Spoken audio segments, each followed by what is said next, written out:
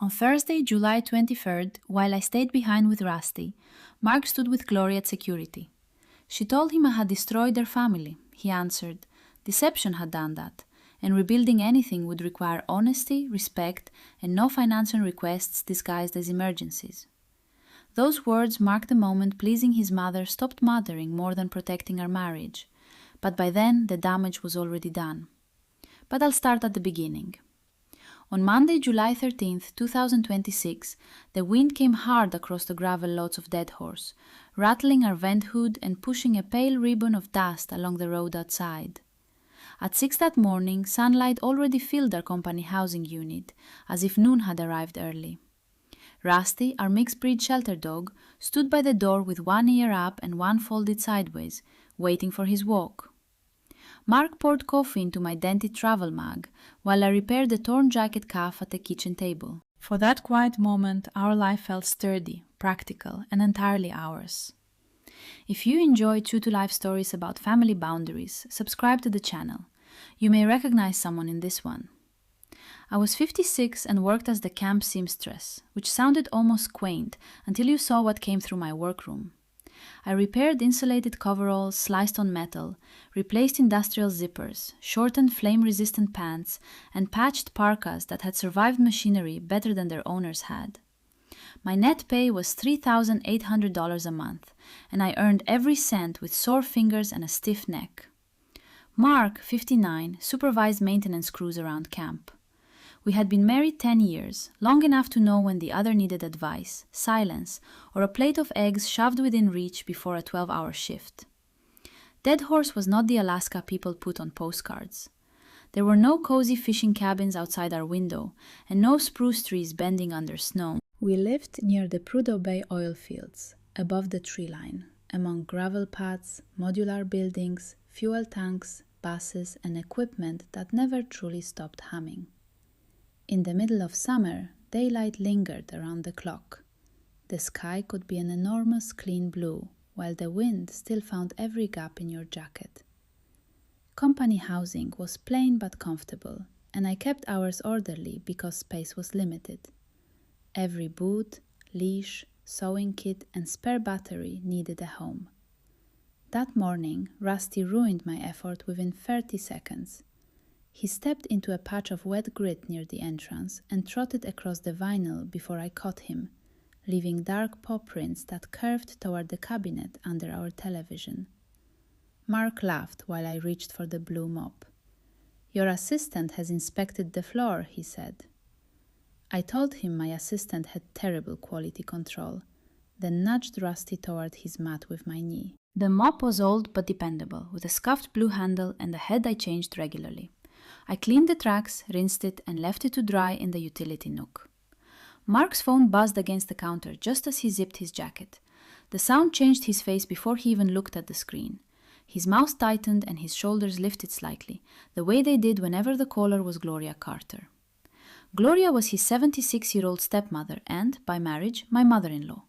She had married Mark's father when Mark was already grown, so she had never raised him, but she expected the authority of a mother and the loyalty of a dependent child. Mark's father was gone now, and Gloria treated that loss as a permanent claim on everyone bearing the Carter name. He silenced the call and stared at the phone. I asked whether she had left another message, although I already knew the answer. Gloria had been calling since late the previous week, saying her heart was acting strange, and that ordinary life had become impossible. Her descriptions changed depending on who answered. To Mark, she said she felt faint carrying groceries.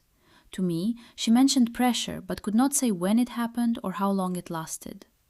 When I suggested urgent medical care, she became irritated and said doctors never listened to older women. When Mark offered to call someone in Anchorage to take her to an emergency room, she suddenly felt well enough to wait. She says she needs help for 6 weeks, Mark told me, keeping his eyes on the dark phone screen. Gloria wanted $700 each week, supposedly for transportation, meals, medication, and help around her place while she had medical appointments. 6 payments of $700 came to $4,200. The total landed between us with more force than the wind hitting the wall. It was more than my entire monthly take-home pay, and Gloria had provided no appointment schedule, bill, diagnosis, or prescription. She had provided only a trembling voice and the repeated suggestion that Mark would regret doubting her if something happened. I reminded him what had happened in 2019. Gloria had claimed she had injured her back so badly that standing was nearly impossible. Several relatives pooled money and covered her rent for 3 months.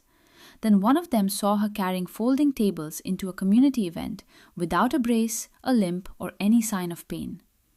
Gloria said she had experienced a miraculous improvement that morning and accused everyone else of being cruel enough to resent her recovery. She never repaid the rent money. Mark remembered. I could see that he did. But remembering a trick and resisting it were not the same thing when guilt had been trained into you. This could be different, he said quietly. I hated how uncertain he sounded, because Mark was not uncertain at work. He could coordinate repairs during a shutdown, calm an angry crew, and make decisions with alarms sounding around him. Gloria reduced him to a boy, waiting to be told whether he was good. I said it could be different, but real symptoms required real medical attention, not an unverified cash allowance. The camp clinic was only 1 mile from our unit, and Anchorage had far more appropriate services than Dead Horse. If she believed her heart was in danger, money sent without questions was not a treatment plan. Mark kissed my forehead and left for work, promising we would discuss it before he did anything. That promise should have settled me. During 10 years of marriage, we had disagreed about purchases, family obligations, and whether Rusty needed yet another indestructible chew toy. But we did not move large amounts of money without talking. I watched Mark cross the gravel toward the crew pickup, leaning into the bright Arctic wind. Rusty pressed his nose against the glass. I told myself Gloria's calls had simply rattled him and that by dinner we would make a sensible plan together. Trust can feel exactly like safety right before it becomes a liability. My workroom occupied part of a larger camp services building and always smelled faintly of hot fabric, machine oil, and detergent. That morning I replaced a zipper in a heavy parka while 2 damaged pairs of coveralls waited over the back of a chair. The industrial machine hammered steadily, giving my mind something mechanical to follow. Around mid-morning, Lena Brooks stepped in with a torn pocket on her clinic jacket. Lena was 44 and worked as the camp nurse practitioner. She had the useful habit of listening without performing concern, which made people tell her more than they intended. While I pinned the pocket, I asked in general terms whether vague heart symptoms could reasonably be handled with rest and hired household help. Lena's expression sharpened. She said chest pressure, fainting, unusual shortness of breath, or a new irregular heartbeat needed assessment, especially in an older adult. Money for groceries was not a medical response. I did not give Gloria's name, but Lena probably guessed this was family because I pulled the thread too tight and had to cut it out. She told me, if someone says it might be their heart, take the claim seriously. That means evaluation, not panic, and not cash. At lunch, Mark texted that he had spoken with Gloria. He said she sounded weak and frightened, and he wanted me to understand that she had nobody dependable nearby. That was not entirely true. Gloria knew people in Anchorage, including relatives who had helped her before, but she had exhausted much of their sympathy. I called Mark instead of replying. He was in a noisy maintenance corridor and spoke with one finger pressed against his other ear. He said Gloria had mentioned special equipment, rides to appointments, and someone checking on her daily. When I asked for the name of her clinic, there was a pause long enough for machinery to throb through the phone. She'll send the details, he said. I asked him to wait until she did. Mark exhaled, and I could hear fatigue rather than anger. He admitted that Gloria had also asked whether she could visit us because she felt safer with family. That made even less sense. A flight from Anchorage to the North Slope was not something a frightened person with unstable heart symptoms casually took, and our local clinic was designed for camp needs, not specialized cardiac care. Visitors also could not simply wander into our work community. Local access required guest authorization from an employee, and Mark acknowledged that Gloria had persuaded him to submit one. I set my hand flat on the cutting table. Authorization is not an invitation, I told him. Mark agreed immediately, almost too quickly. He said it was only a precaution in case she needed somewhere to stay later, after doctors had cleared her to travel. He insisted she had no booking and no plan to come that week.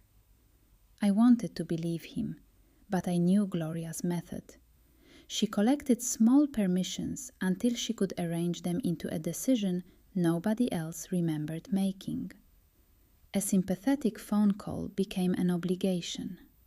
A backup authorization became an open door.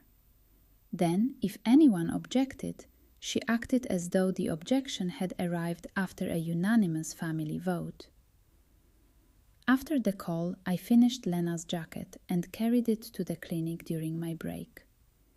The distance from our unit to the clinic was about 1 mile, but the wind made every short walk feel personal. Lena thanked me, inspected the reinforced seam, and asked whether I had gotten an answer to my question. I told her that the person involved was refusing evaluation while requesting money. Lena did not diagnose someone she had never examined. She only said that if the symptoms were severe, refusing care was dangerous, and if they were not severe, using them to pressure relatives was something else entirely. Her careful wording stayed with me. When I got home after my shift, the blue mop was still drying beside the utility sink.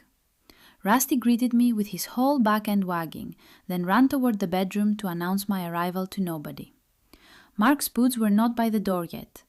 I put a pot of soup on the stove and opened our banking app because the utility payment was due later that week. At first, I thought the balance looked wrong because I was tired. Then I saw the transfer. Mark had sent Gloria the entire $4,200 at once, instead of the 6 weekly payments she had requested. My face grew hot, then cold. I called Mark before I could talk myself into waiting. He answered on the 4th ring, breathless and distracted, and I asked him whether the transfer was a mistake. Silence told me it was not. He said Gloria had called again, crying, and he had panicked when she suggested she might not survive the week. I reminded him that he had promised to discuss it with me. I know, he said, I made the call from my personal savings. That did not repair anything. We shared expenses, plans, and risks, and $4,200 did not become harmless just because his name appeared on the account it left. I asked why he had sent all 6 promised payments at once when Gloria had requested $700 weekly. Mark said she claimed paying in advance would secure discounted help and medical equipment.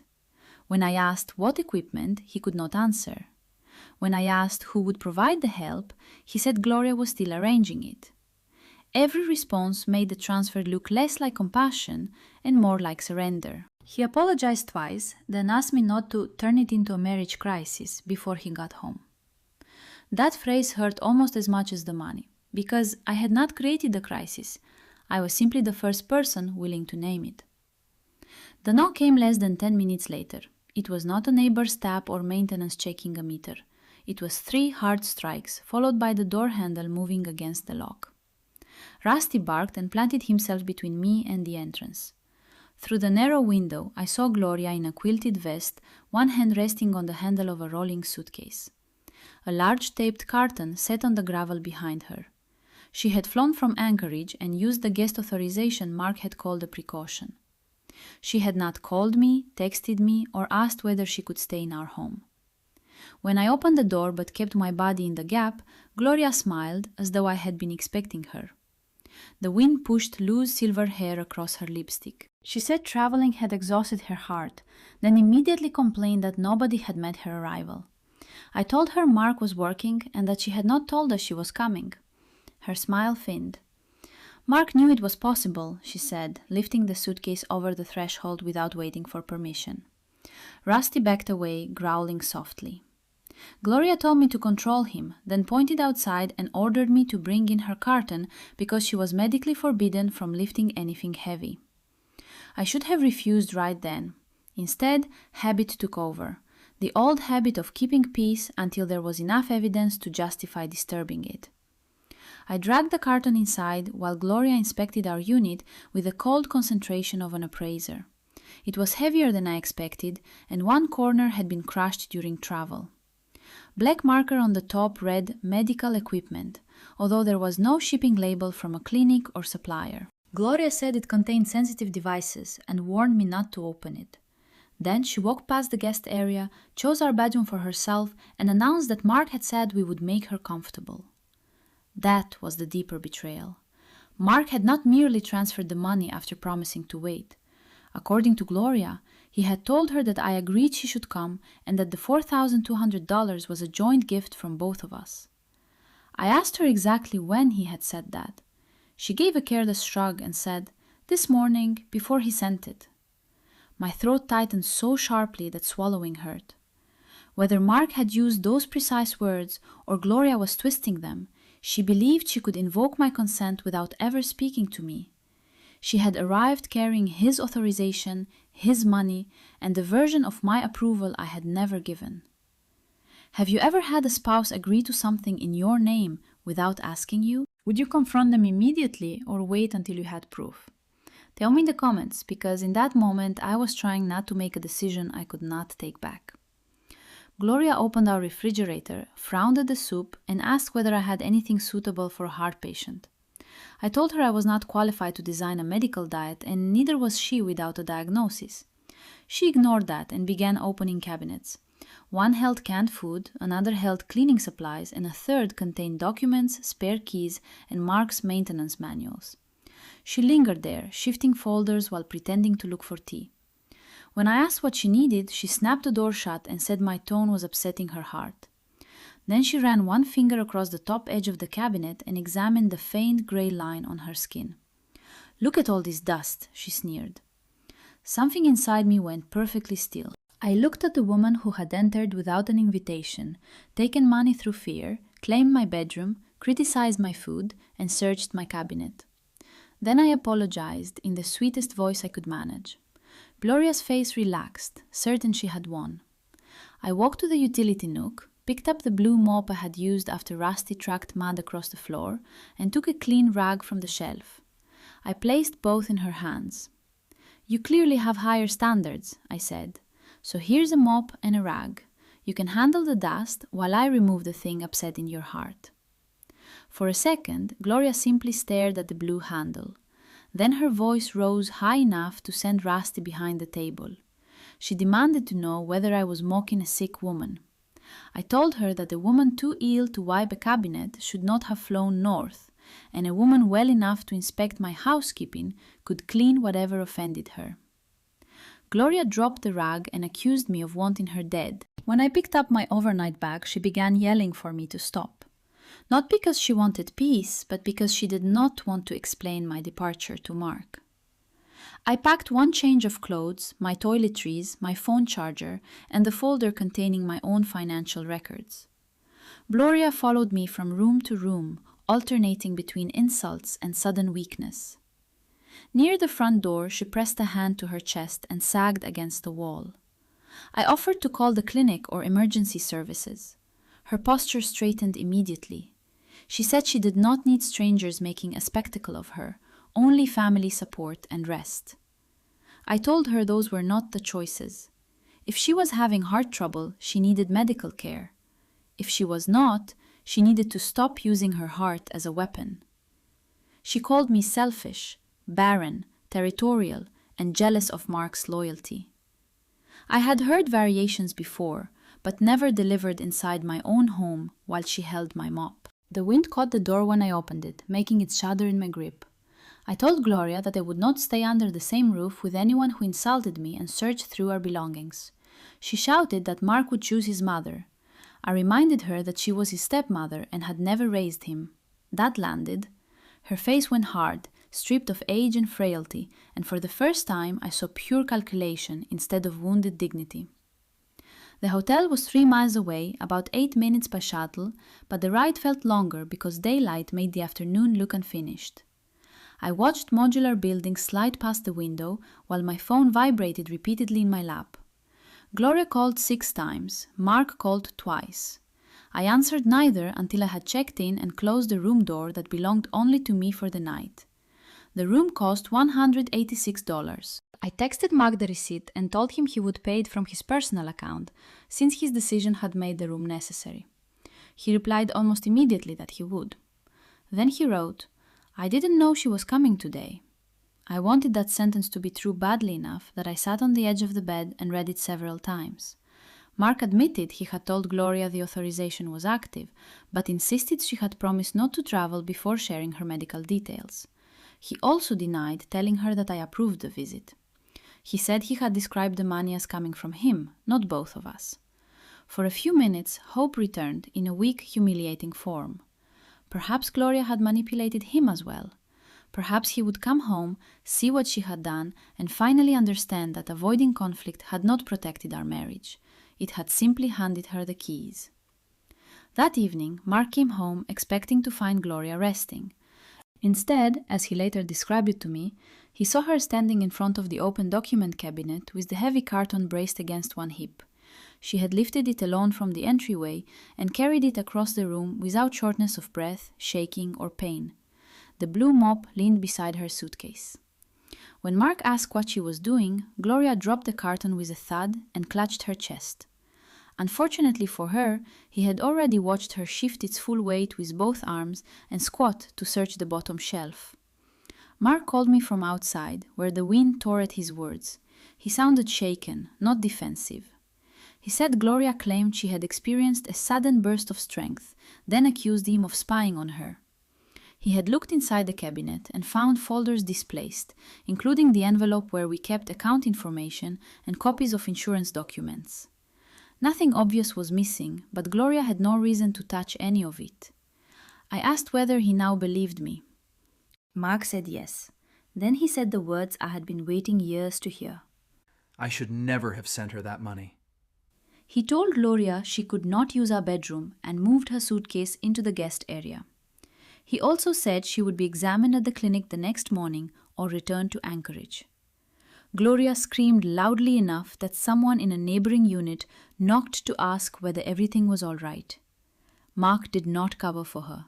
He said there was a family dispute and no emergency, then called me again to promise that he would get the money back. For the first time all day, my shoulders loosened. I believed the worst part might be over because Mark had finally seen the performance with his own eyes. That hope lasted until Tuesday morning. Gloria agreed to visit the clinic, but only after Mark said her refusal would end her stay. I met them there before work because I wanted a professional to hear the claims directly. Lena Brooks took Gloria into an exam room and conducted an appropriate assessment. Gloria described fluttering, weakness, chest pressure, and near fainting, but the story changed whenever Lena asked about timing or activity. Lena found no emergency symptoms during the visit. She still advised Gloria that recurring or worsening symptoms required proper follow-up and that any acute chest pain, trouble breathing, or fainting required immediate care. Gloria emerged offended rather than relieved. She said Lena had dismissed her because she was older, although I had heard Lena speak carefully and respectfully through the thin clinic door. Mark asked whether she had records from her Anchorage providers. Gloria said the records were private. He asked about the special equipment he had financed. She pointed toward our unit and said it was in the carton. When I asked what the equipment did, she snapped that I would not understand. Lena did not accuse her of lying, but her eyes met mine for half a second, and I recognized the same caution she had shown in my workroom. Outside, Gloria stumbled dramatically on level gravel and grabbed Mark's arm. He steadied her, and I watched his resolve soften. That was all it took. By the time we reached our unit, he was urging everyone to stay calm until he could verify the situation. Gloria took his hesitation as permission. She announced that the hotel was wasteful, I was embarrassing the family, and I should return home to care for her properly. I told her I would come home when she left, or when Mark established boundaries strong enough to make the space safe. The blue mop still stood beside her luggage, exactly where Mark had left it. Mark asked me privately for one more night. He said he would contact Gloria's supposed service providers, confirm what the $4,200 had purchased, and demand receipts. He looked exhausted and ashamed, and I wanted to meet him halfway. I agreed not to make any permanent decisions until he checked. He paid the $186 hotel bill from his personal account as promised and sent me confirmation. That small act felt like the first board laid across a damaged bridge. I went to work believing facts would do what my warnings had failed to do. Late that afternoon, Mark texted that Gloria had finally shown him a printed appointment summary. He said it looked official and listed follow-up care in Anchorage. My stomach sank. If the document was genuine, then her behavior could be manipulative, and her health problem could still be real. Those possibilities were not mutually exclusive. I asked Mark to send me a photograph of the appointment summary, and when it arrived, I enlarged it until the letters blurred. The page carried the name of an Anchorage medical practice, a list of vague restrictions, and a recommendation that Gloria receive continuous familial assistance. That phrase sounded less like medicine than something Gloria would dictate. Still, there was a provider's name, an office number, and what looked like a patient portal footer. I hated myself for feeling disappointed that the page might be real. I did not want Gloria to be ill, but I desperately wanted proof that my instincts had not wrecked my marriage over dust and hurt feelings. Tuesday night was the loneliest night I had spent since marrying Mark. The hotel walls carried every mechanical hum from the hallway, and the Arctic sunlight pressed through the edges of the blackout curtain.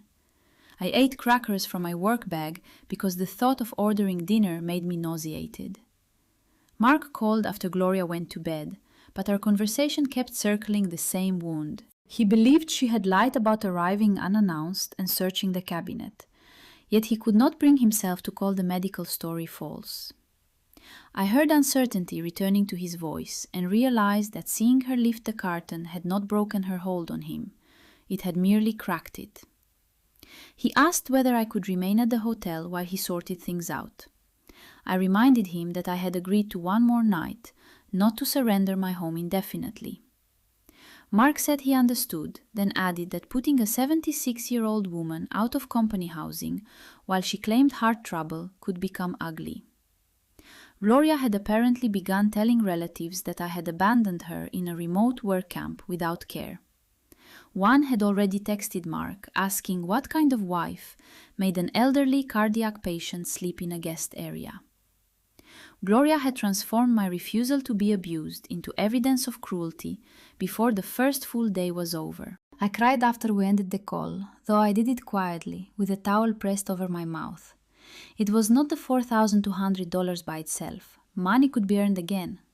What broke me was the discovery that 10 years of marriage could be crowded out by one woman's trembling voice. I pictured Gloria sleeping under my roof while I paid to hide 3 miles away. My fingers cramped from gripping the towel. For one ugly minute, I considered returning, apologizing for the mop, cooking whatever she wanted, and waiting until she got bored enough to leave. Surrender seemed easier than continuing to prove I deserved basic respect. Wednesday, July 15th, began with a tear in the shoulder of a worker's insulated coveralls. I guided the thick material under my machine, but the needle struck the seam crooked and snapped. The sharp sound made me flinch so hard that my chair rolled backward. I had repaired tougher damage while exhausted, yet that morning I could not keep a straight line. I switched off the machine and stared at my hands. They were shaking. I was a 56-year-old woman with a skilled job, my own income, and a life I had helped build. But Gloria had reduced me to someone afraid to go home and ashamed to tell coworkers why. Lena found me in the supply room pretending to search for thread. She did not ask whether I was all right. She said I clearly was not and waited. I told her about the transfer, the carton, the cabinet, and the appointment summary. I also admitted that Mark was wavering again. Lena listened without interrupting, then asked to see the photograph of the document. She would not comment on another provider's medical conclusions, but she noticed something neither Mark nor I had seen. The footer said the summary had been generated on Thursday, July 16th. We were looking at it on Wednesday, July 15th. A future date could have been a clerical mistake, so Lena warned me not to treat it as proof by itself. Then she pointed out that the document called Gloria's supposed appointment an inpatient follow-up, while listing no admission, discharge, diagnosis, or medication changes. Its office number also had a different area code from the practice's publicly listed contact information. Lina told me to preserve the original image and have Mark verify everything without using any number printed on Gloria's page. Start with facts you can independently reach, she said. A liar controls the path when you follow the directions she gives you. That sentence pulled me upright. I called Mark and told him exactly what Lina had noticed. He went silent, then said he had the original page in his hand because Gloria had left it on the counter. I asked him to photograph the carton without moving or opening it and to take pictures of the disturbed cabinet. He resisted, saying that documenting his stepmother felt hostile. I told him hostility was entering someone's home under false pretenses and searching financial records. Photographs were memory, with the excuses removed. This time he did what I asked.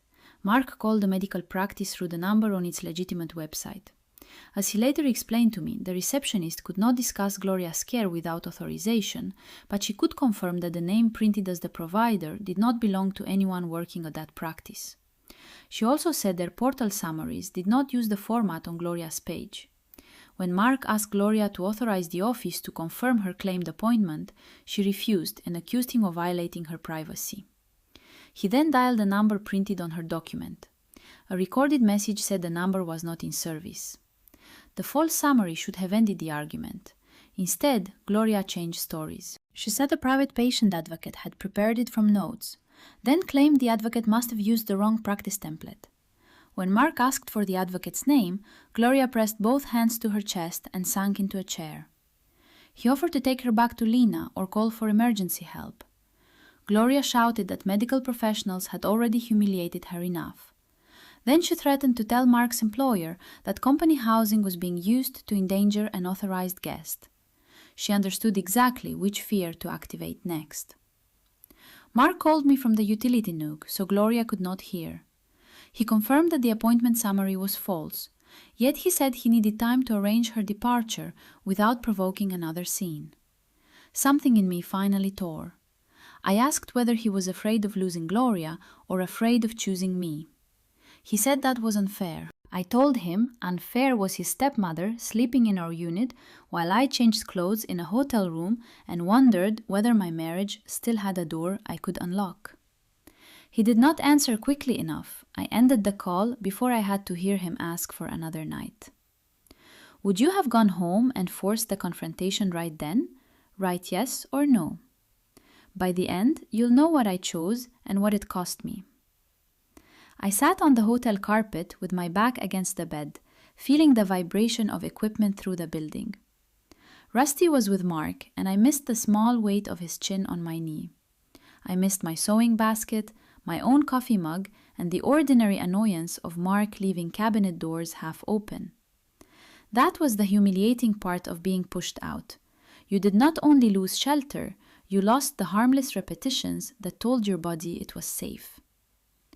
Gloria had occupied our space for less than 2 days, yet I felt as though she had placed her name over everything I touched. Lina came by after her shift, although we both knew she had not come for a casual visit. She told me Gloria's assessment remained what it had been Tuesday. No emergency symptoms had been found during the visit, and Gloria had been clearly instructed what to do if acute symptoms developed. Lina could not certify that Gloria had no medical condition, nor would I have wanted her to. What she could do was confirm that offering legitimate care whenever Gloria claimed distress was responsible, not cruel. That distinction became the center of my plan. I opened my laptop and changed the passwords on my personal banking, email, and insurance accounts.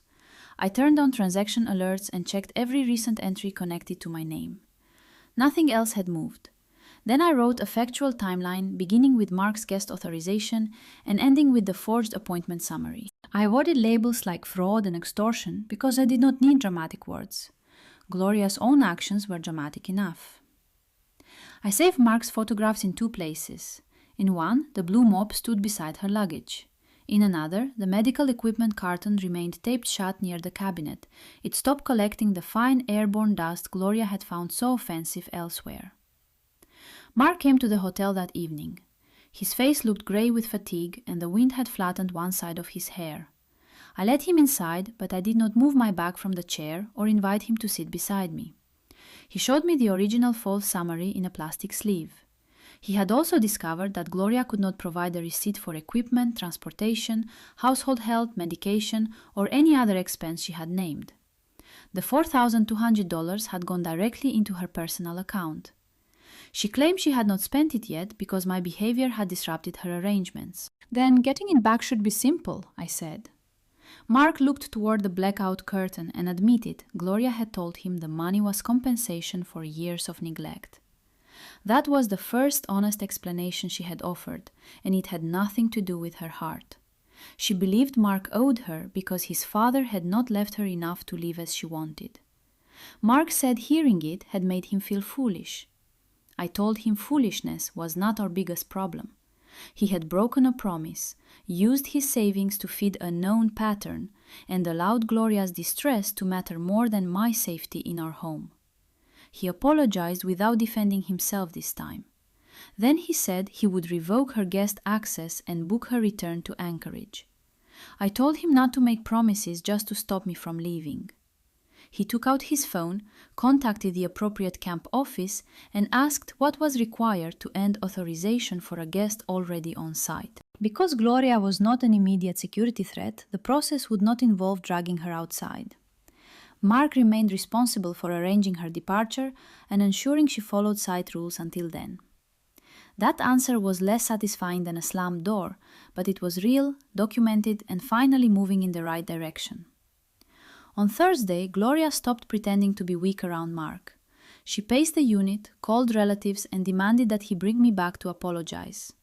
When he refused, she accused him of being controlled by a woman who earned camp laundry money. Mark corrected her. I was a seamstress, my net monthly pay was $3,800, and my work had nothing to do with her right to insult me.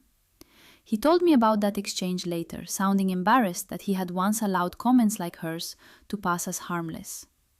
I appreciated the defense, but one decent sentence could not erase 2 nights at the hotel. The same afternoon, Gloria tried a different approach with me. She left a voicemail in a faint voice, saying she forgave my outburst and would permit me to return if I behaved respectfully. I saved it. 10 minutes later, she left another message in which the weakness vanished. She warned that if Mark forced her out, she would tell everyone I had stolen her medical funds and manipulated him into abandoning her. I saved that one too. Her mistake was assuming threats became less serious when spoken privately. By then, privacy was no longer protecting her. It was preserving evidence for me. Mark and I agreed that Friday's conversation would happen in our unit, in writing as well as aloud, and with a clear medical response if Gloria staged another episode. If she reported acute symptoms, Mark would call for care immediately. If she refused assessment, the repayment discussion would continue after the refusal was documented. We would not argue about whether she felt pain, because pain was not permission to keep money obtained through false claims. By Friday morning, July 17th, I was back in our unit, but not because Gloria had apologized or Mark had repaired what he broke. I had returned Thursday evening after he moved our financial papers into a locked cabinet, confirmed her departure arrangements were being processed, and agreed that she would never be left alone with my records. Rusty followed me from room to room, checking that I was real. Gloria sat in the guest area with her arms folded, refusing to acknowledge me. The blue mop remained beside her luggage. She had not used it once, although she had found plenty of energy to criticize the water pressure, the mattress, and the camp food. Friday was the 5th day since she had arrived unannounced.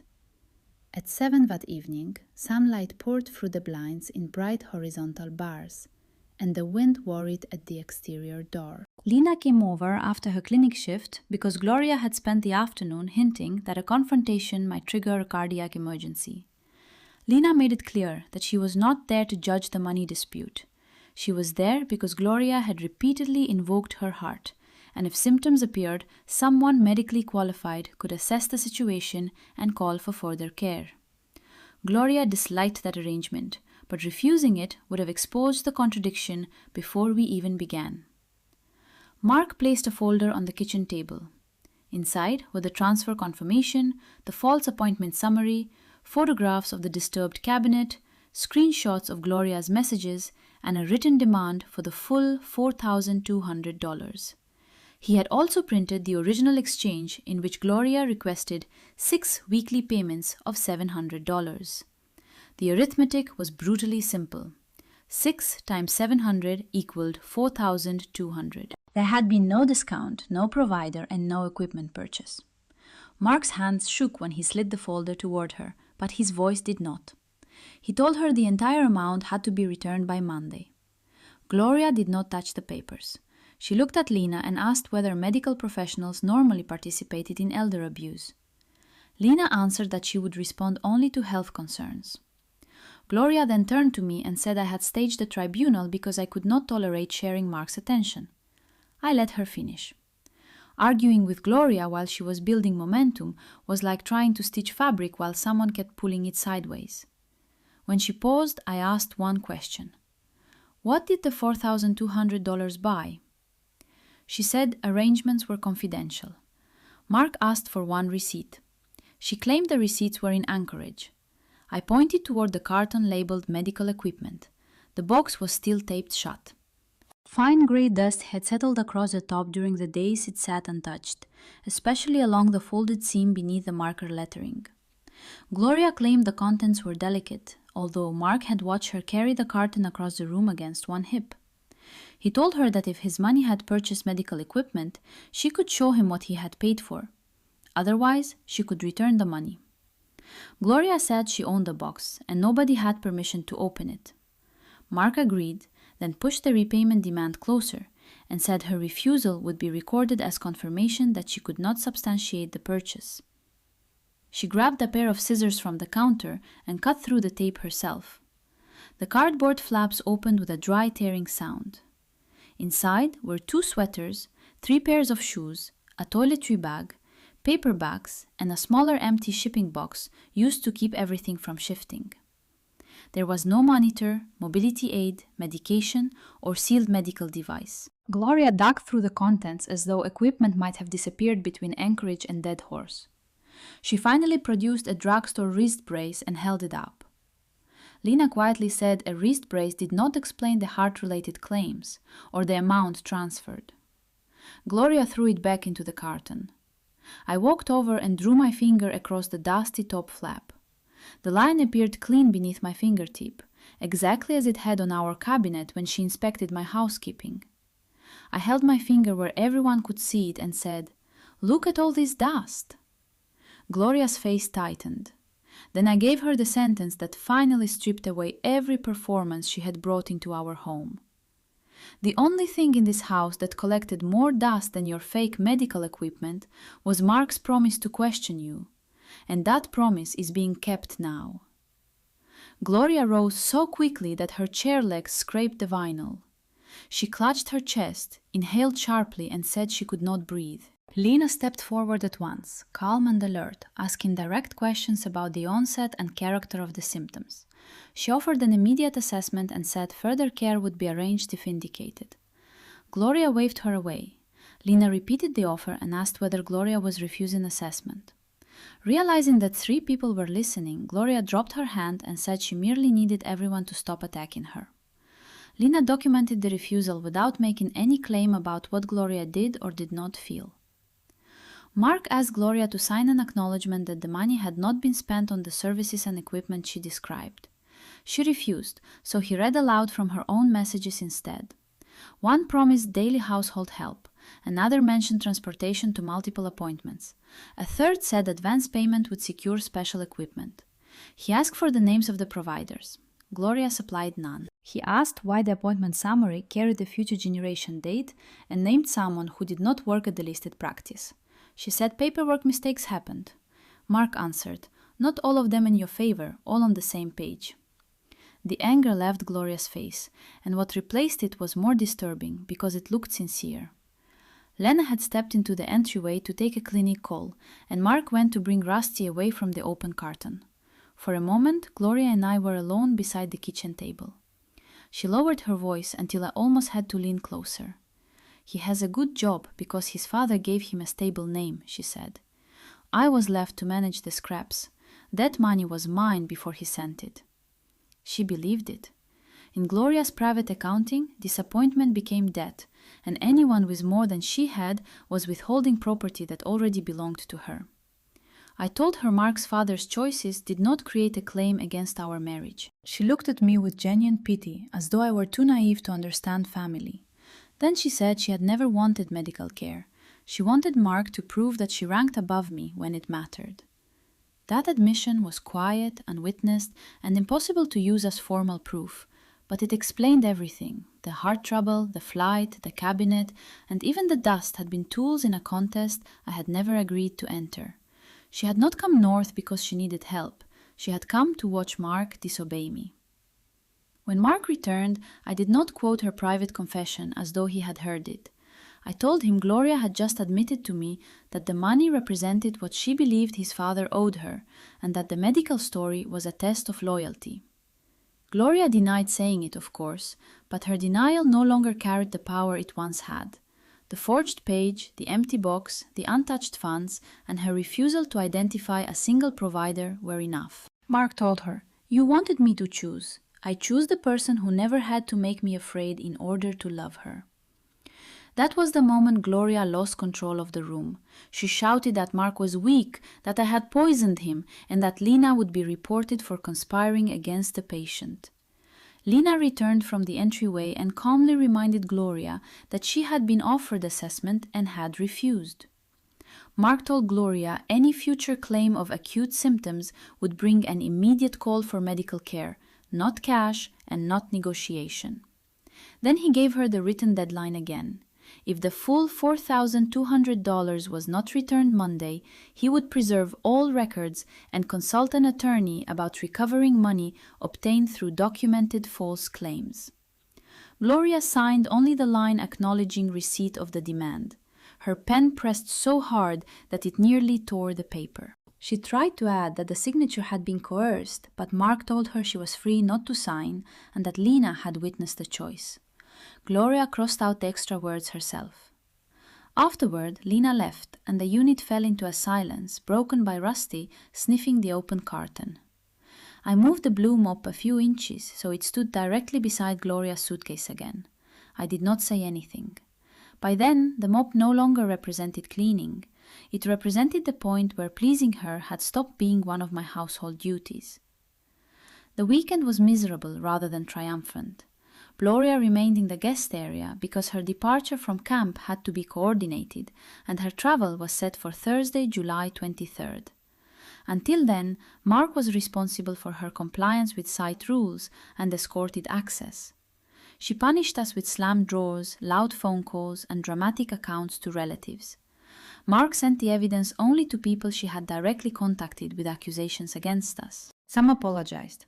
Others said family money should never become a public dispute, even though Gloria was the one who had made it public. 2 relatives stopped responding to Mark entirely. On Monday, July 20th, Gloria returned the full $4,200. She made the transfer shortly after breakfast while Mark watched the confirmation appear in his account. There was no missing fee, no partial repayment, and no new payment plan. The exact amount he had sent came back. Mark showed me the clear transaction rather than asking me to trust his word. That mattered. He also moved the returned money into an account designated for our shared emergency savings, with my knowledge and agreement. The refund repaired the balance, but it did not restore the version of our marriage that had existed before Monday, July 13th. Gloria spent the next 3 days behaving as if repayment made her the injured party. She refused meals with us and told Mark he would regret humiliating an elderly woman. Whenever she touched her chest, he reached for his phone and asked whether she wanted medical care. Each time she said no. The performance ended once it produced care instead of cash. On Thursday, Mark drove Gloria to the airport while I stayed behind with Rusty. He did not apologize, offer spending money, or promise another visit. At security, she told him I had destroyed their family. He answered that deception had done that and that rebuilding anything would require honesty, respect, and no financial requests disguised as emergencies. Then he watched her enter the checkpoint and left. Because the money had been returned, we did not pursue legal action, but Mark preserved every message and document. Gloria was removed from our authorized visitor list, and all future contact went through scheduled calls. When relatives demanded explanations, Mark sent one factual statement and refused to debate it. Our marriage took longer to repair. We began counseling, combined our financial alerts, and agreed that neither of us would send family more than $200 without the other's consent. Mark admitted that secrecy had felt easier than disappointing his mother. I admitted that forgiveness would require consistency, not promises. Over the following months, he gave me both. The blue mop remained beside the cabinet until autumn. One evening, Mark asked whether we could finally put it away. I handed it to him, and together we carried it to the closet. Gloria had come to our home demanding proof that she mattered most. Instead, she taught us that love without boundaries is merely fear wearing an apron. I never cleaned up that kind of mess for anyone again. The lesson is simple. Compassion needs boundaries, and trust must be protected by truth. Thank you for staying with me. Subscribe to the channel for more stories about courage, family, and choosing peace.